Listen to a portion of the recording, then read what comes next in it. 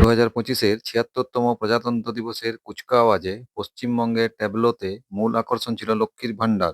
বিশাল আকৃতির প্রতীকী ভাণ্ডার রাখা ছিল এতে। সাথে ছিল পুরুলিয়ার ঐতিহ্যবাহী ছৌ নাচের সাজে সিংহবাহিনী দুর্গার মূর্তি, যা মূলত নারী শক্তির প্রতীক হিসাবে বিদ্যমান। এর সাথে ছিল বিষ্ণুপুরের স্থাপত্যকলা। ট্যাবলোর মাধ্যমে পশ্চিমবঙ্গের শিল্পীদের প্রতিভা ও তাদের আর্থিক কষ্ট তুলে ধরা হয়েছে। এর আগে 2017, 2020, 2022 এবং 2024 সালে বাংলা ট্যাবলো বাতিল করেছিল কেন্দ্র। গত বছর পাঠানো হয়েছিল কন্যাশ্রী প্রকল্প সমন্বিত ট্যাবলোর মডেল।